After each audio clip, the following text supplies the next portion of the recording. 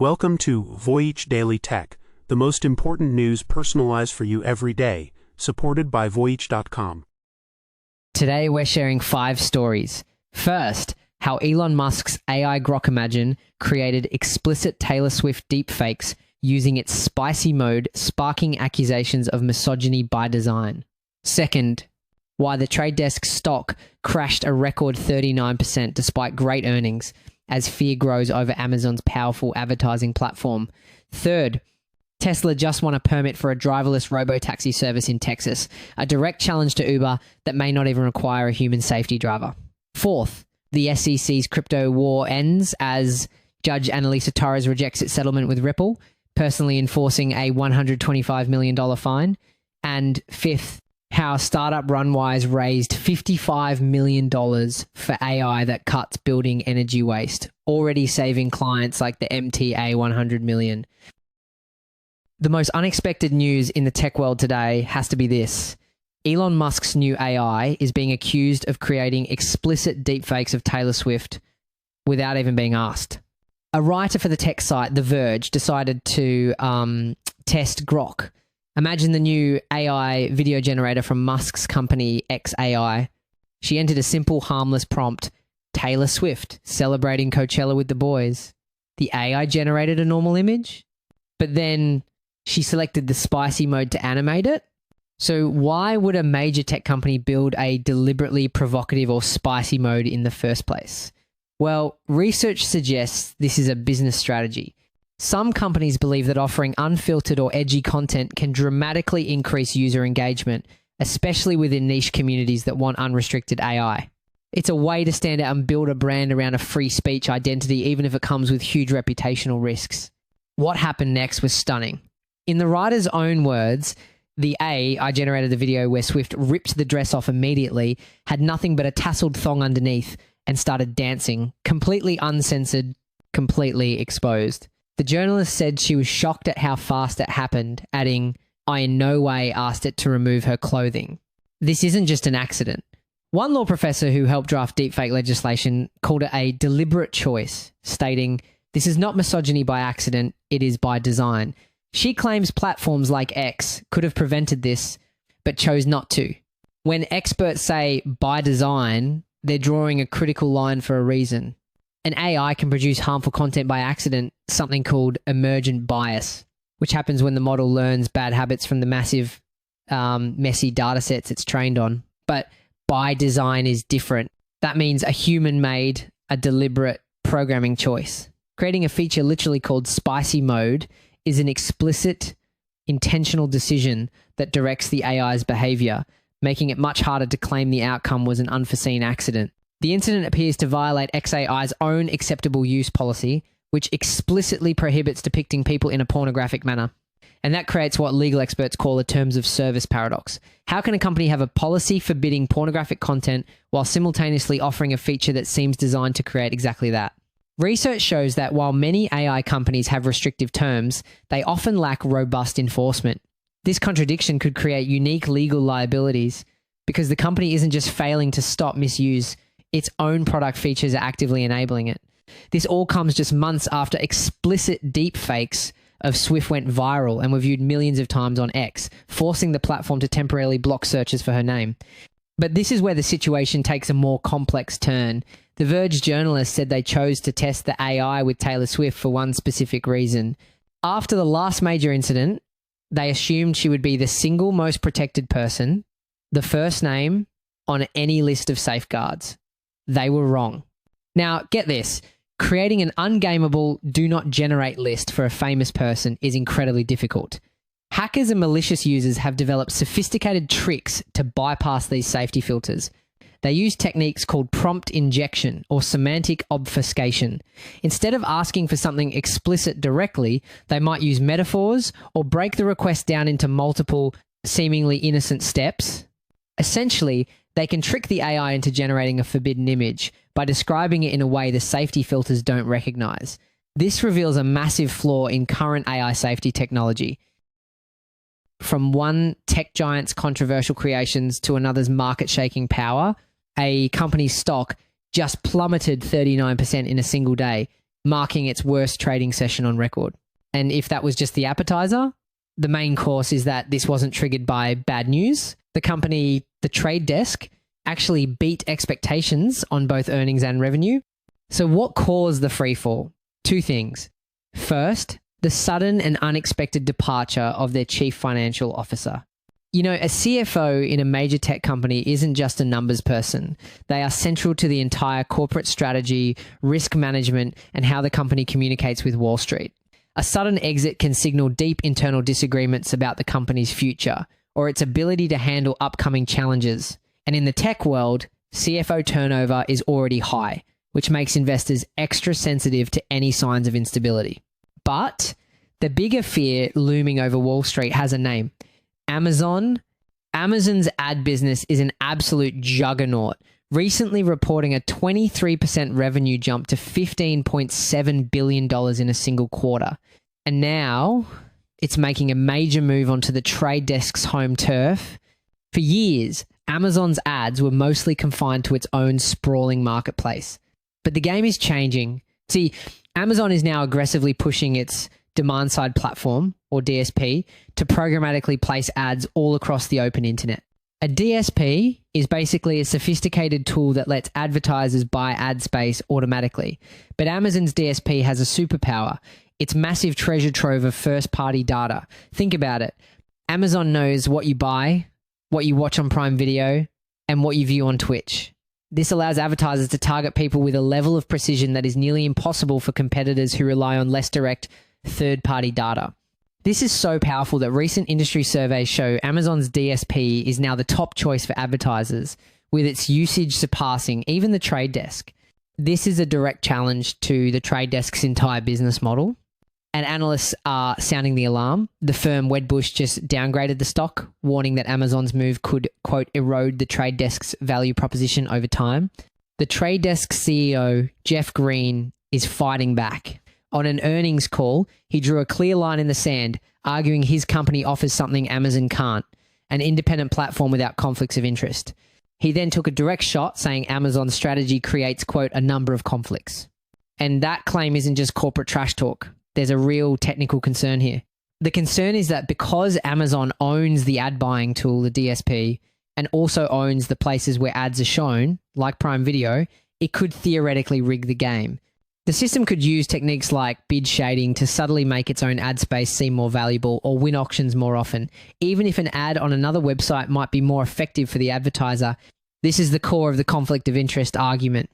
The battle lines are drawn between a specialized ad tech leader and a global giant expanding its territory.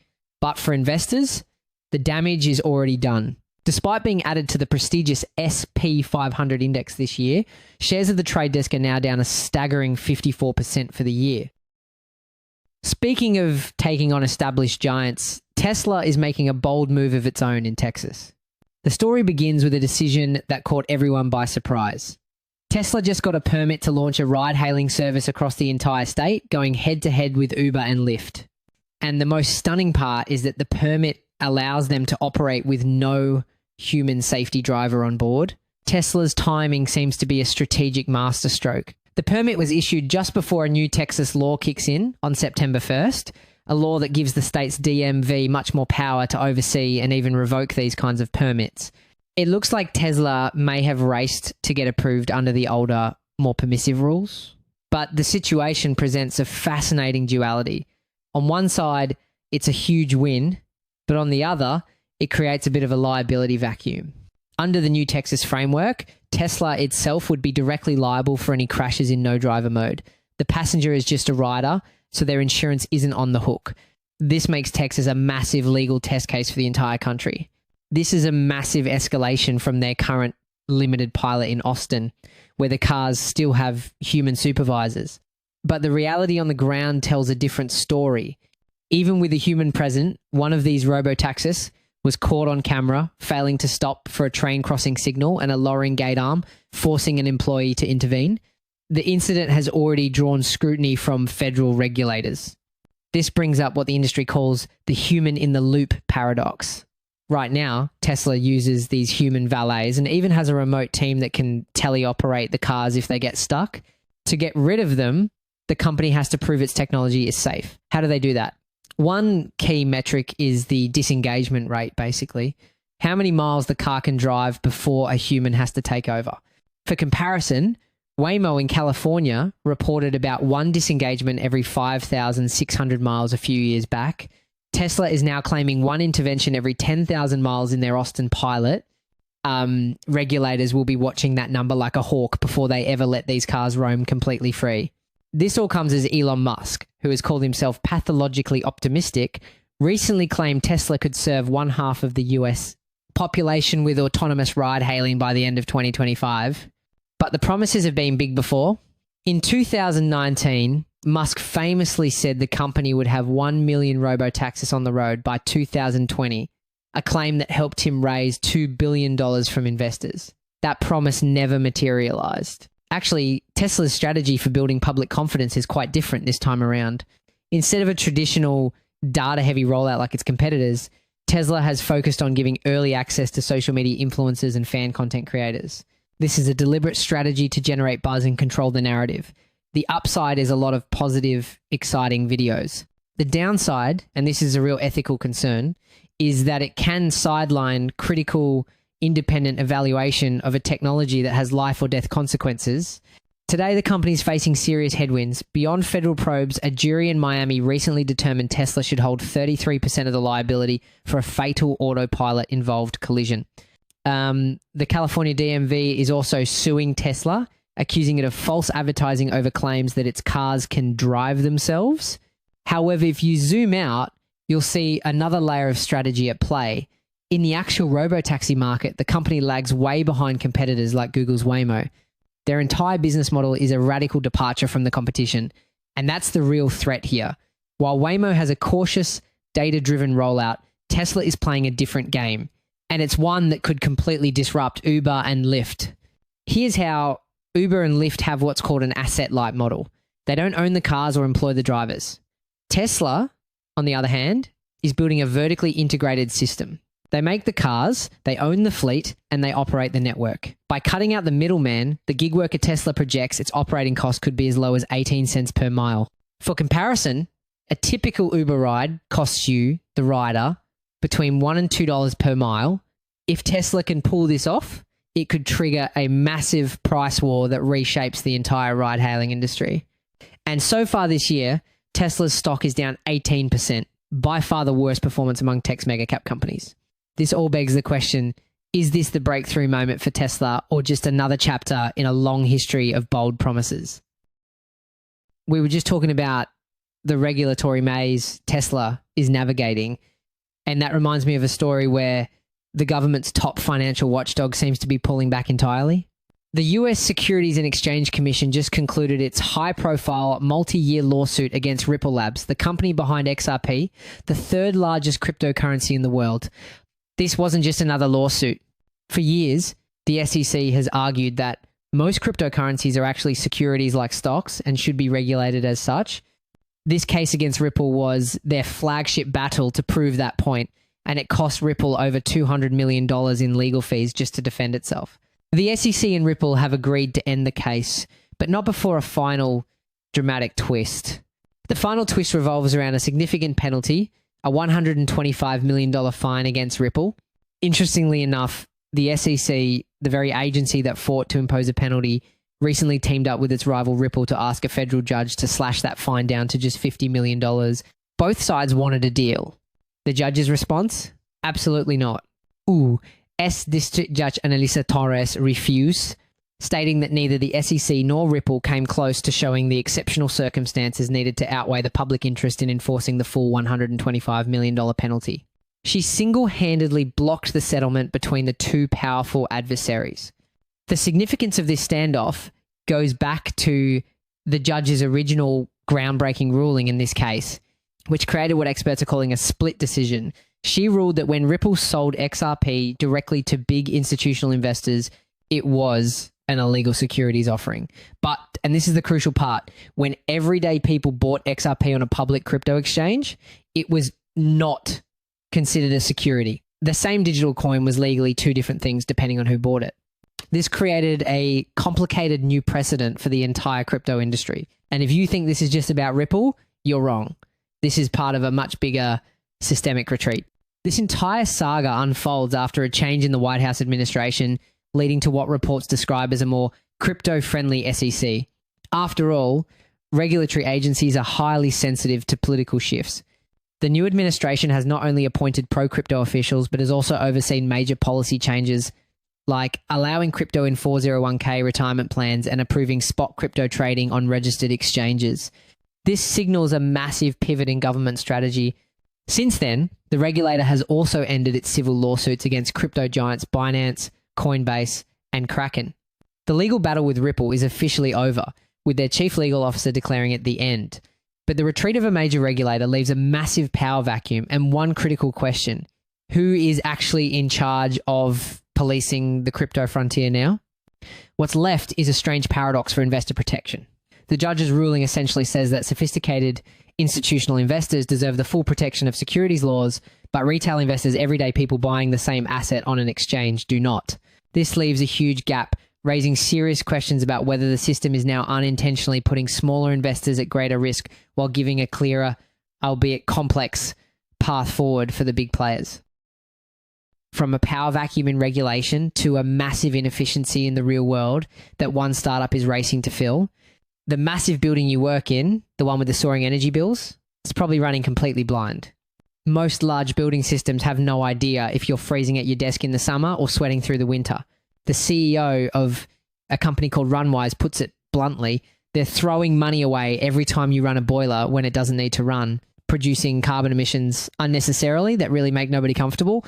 For decades, there's been a massive roadblock to fixing this, a classic real estate problem called the split incentive. Think about it. The building owner is the one who has to pay for expensive upgrades, but it's often the tenants who pay the utility bills. So the owner has no direct financial reason to invest in efficiency because they don't see the savings. This is why so many buildings are stuck in the past. Now, a New York startup is taking on this massive inefficiency. Runwise uses a network of wireless temperature sensors and future weather algorithms to give buildings a brain. It analyzes the data and intelligently operates heating and cooling systems. So the thing is, by building their own proprietary hardware, Runwise creates a seamless connection between its sensors and its software that you just can't get with off-the-shelf parts. This creates a powerful synergy, a unique system that's incredibly hard for the big established giants to copy. It's a classic tech strategy. Control the whole stack, from the physical device to the code, to build a defensible moat around your business. This decision brings both benefits and comes with inherent risks, especially when it comes to cybersecurity. A 2019 report found that nearly 40% of computers controlling smart buildings were attacked in just the first half of that year. Hackers have disabled heating systems in Finland during the winter and famously used an HVAC vendor to breach a major US retailer, stealing data from 40 million credit cards. Securing this new infrastructure is absolutely critical, and the results are staggering. The tech is already installed in over 10,000 buildings, and it has saved its customers a collective total of more than $100 million in energy costs to date. We're talking major real estate players like Related, Equity Residential, and even the MTA and Port Authority getting on board. This isn't some small-time operation. The company just locked down a $55 million Series B funding round, bringing its total war chest to $79 million. So what's the end game? They're using that cash for a national expansion and to pour fuel on their artificial intelligence models, building systems that get smarter and more efficient over time.